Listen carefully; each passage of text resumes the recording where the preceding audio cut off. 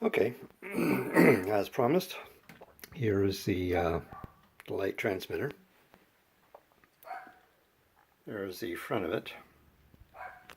I have a switch for line in, mute all audio in center, or microphone.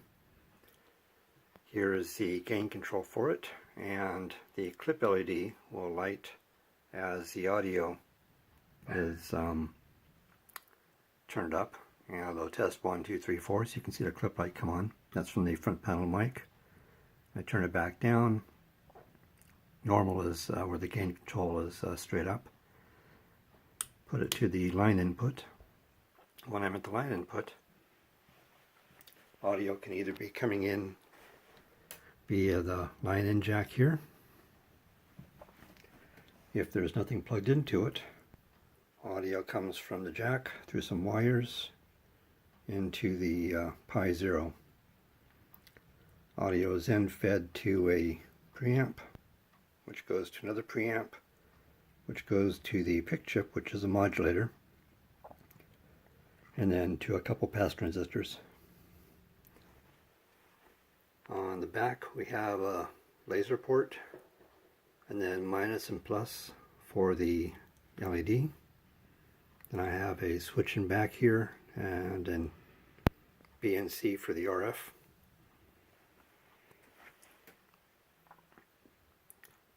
Front here we can select either voice, which is all audio, or PSK data from the Pi 0. I have a tone switch which turns on a test tone. The main switch enables DC to go out through the transmitter.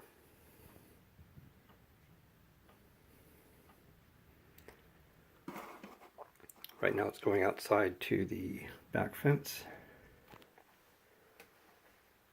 And I can turn a laser on or off. And I can turn the aiming laser on by passing all the audio to it. The Pi 0 is connected through an SSH connection to the port. And I'm going to send teletype tones through the Pi 0 over to the LED, and we'll see if we can pick it up outside. Okay, and back outside here, you can see the red LED spot against the back fence. It's about 100 feet away from the second story window.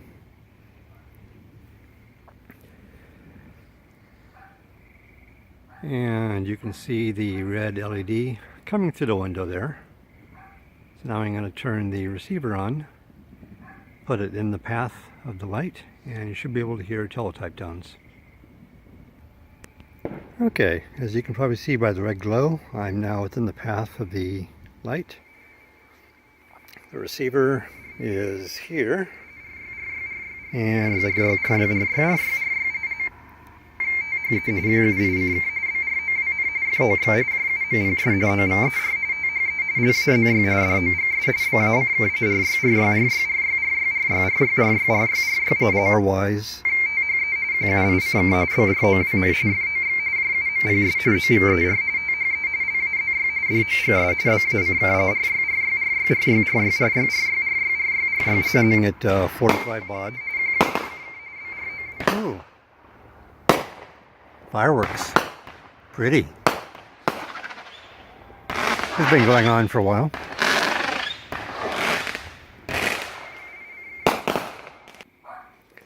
Okay, this is the receiver in the light. It's very simple. I have a piece of white paper taped over the front, so I don't need to be exactly in line with the light. That way I can just be around it and it will illuminate the whole thing. And then fed to my handy dandy Radio Shack amplifier. Okay, so I rearranged a couple things. There is the transmitter. I have it pointing to the receiver. And you can see the LED on the front of the receiver, the cover of it. There is the inside of the transmitter. And currently, I'm still sending tall type. So I'm going to go ahead and shut it off and feed audio into the transmitter. So what I'm going to do now is feed a pre-recorded audio signal that I recorded off of 20 meters the other day. I saved it as a WAV file, and it's currently on the Pi 0. So I'm going to play that, and it's going to go from the WAV file on the Pi 0 into the amp, be modulated by the PWM coming out of the PIC, and get sent to the receiver about a foot away.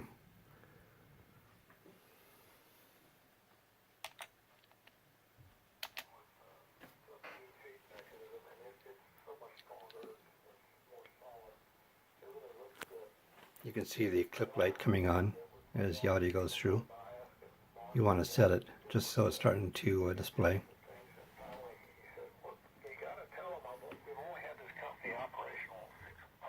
The merger, 6 weeks, I've only had time to look at one antenna. And so we kind of told him, well, maybe go through, we'll keep stats on what you're being asked for. You take them in order that you get an interest here when you're reviewing the product line. And I even showed him the email from Tim, because Tim wants to know, he's real happy about the C31XR. And so he said, well, finally he says, just send him an email, I'll get to it. Yes, I will redo it. I don't know which order. But we took the whole Force 12 book up there, and we have... And that's it for the audio clip. And I'm going to go ahead and play a music clip on here. It's also a WAV file.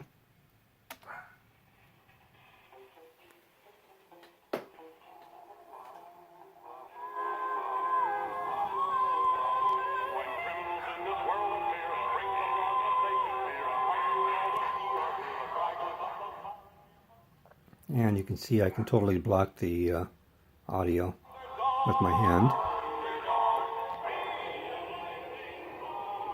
Or I can turn off the main. I can turn the laser on. And then put the laser in the beam. Not quite as loud. But then it's a very tiny spot too.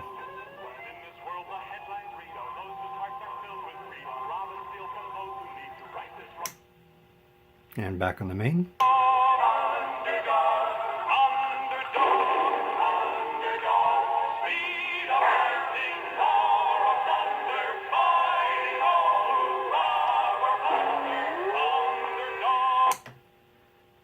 And if I'm just trying to align it, I have a tone switch, which if I turn it on, bypasses the audio. We turn the audio back up because I turned it down here a second ago.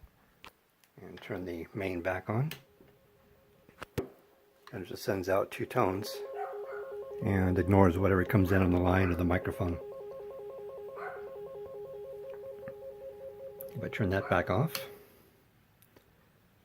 then I can feed audio back into it.